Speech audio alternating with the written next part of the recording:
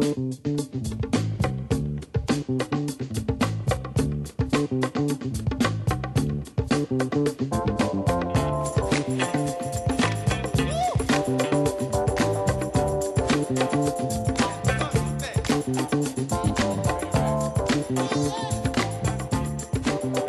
to another edition of Coach's Corner. I'm Bryan Montgomery, joined today by the head coach of the Allegheny men's basketball team, Jim Driggs. Coach, thank you so much for joining us today. Bryan, thanks for having me. Now, let's start with last Wednesday's game against Worcester, going on the road for your second consecutive game against an NCAA-ranked top 10 opponent. The Gators were statistically even with Worcester in a number of areas, but still really endured a tough defeat. Kind of take us through that game, the team's performance, and what you ultimately saw that made the difference. I thought we played well offensively, as been the case, for most of our season. We've, I think, led the conference in field goal percentage, and that was the case that night. I think we shot 49% for the game, but in the end, we gave up 25 second chance points to Worcester, and that really hurt us.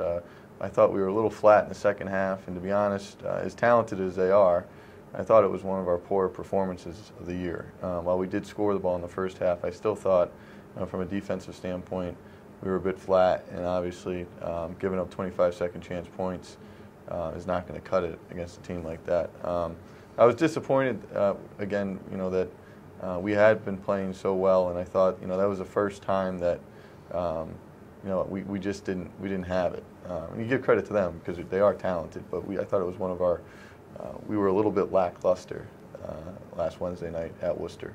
And then coming back to the David V. Wise Center last Saturday against Dennison, really a back-and-forth affair. The Gators only had 5 turnovers, did a great job limiting the offensive rebounds, limiting the second chance points, but the game kind of slipped away in those final minutes. Kind of what was the turning point in that game against Dennison? Well, I think the midway through the second half, we gave up, I believe, 8 unanswered points, and really we had mental breakdowns where we lost guys in transition, and we've done a very good job with that this year.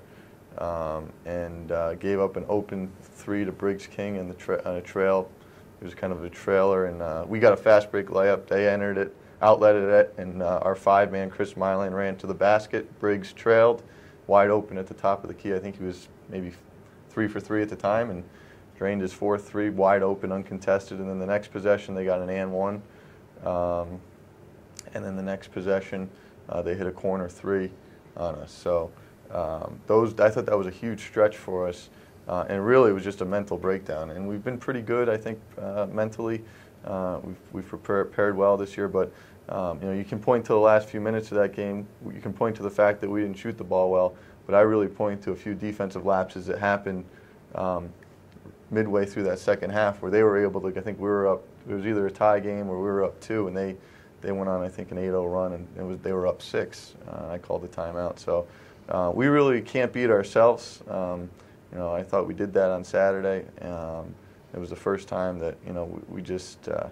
I thought from a defensive perspective, we had a few lapses that were costly, and it's going to be costly if you're not making shots.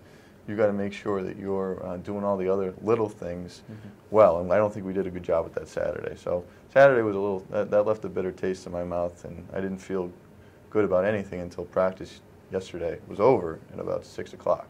So, and then leadership is really a cornerstone of any maturing program to kind of push them to that next level. And you've seen a pair of leaders, Devon McLeod, Ryan Stanko, really mature this year as kind of taking control of the squad and ushering in that leadership role. Kind of talk about their leadership and what it means for the Gators down the final stretch of the regular season.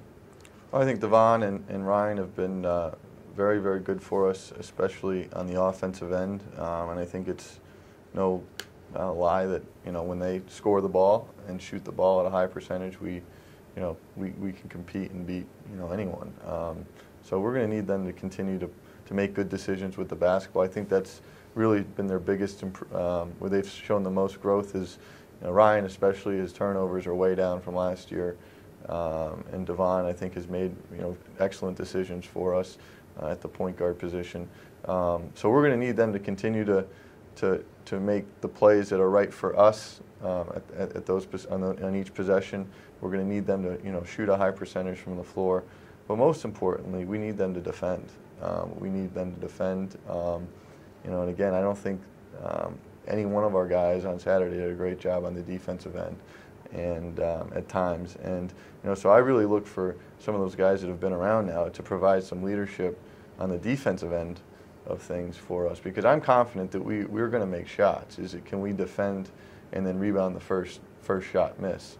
I think if we can do that, we'll make a good run down this last stretch.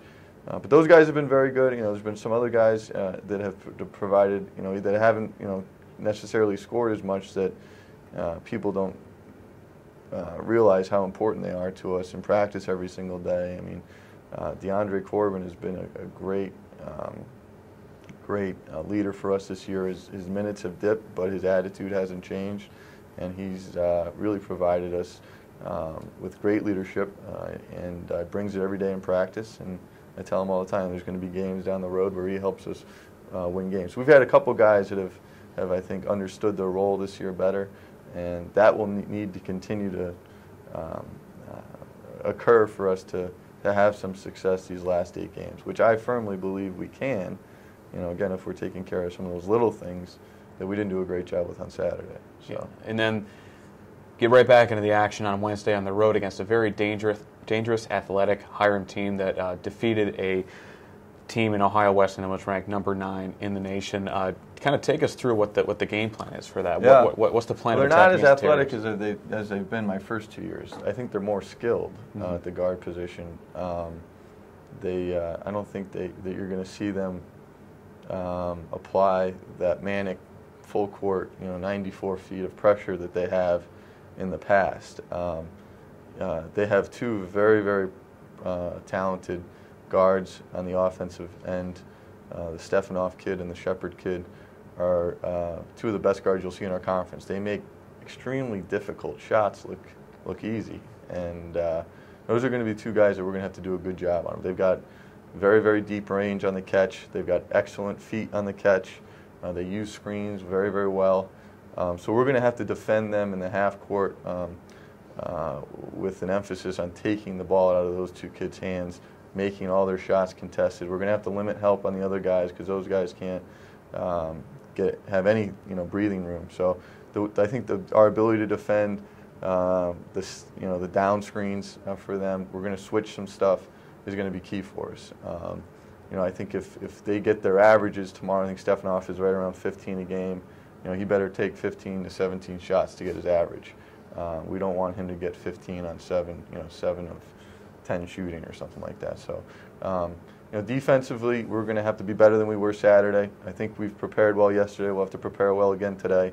And then, the other part of it is rebound the first miss. I'm not worried about us on the offensive end. I firmly believe that we'll score enough points to win most nights, and I think we've proven that we're taking care of the ball.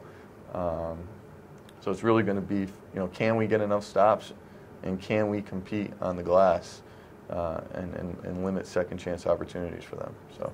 All right, well, Coach, best of luck for you this week, and thank you for joining us. All right, thanks, Ryan. And Gator fans, be sure to tune in to Gators TV on Wednesday. We will be live broadcasting the game against Hiram. Tip-off for the men is at 8 o'clock. And as always, keep it locked into AlleghenyGators.com for all of your up-to-date Gators information.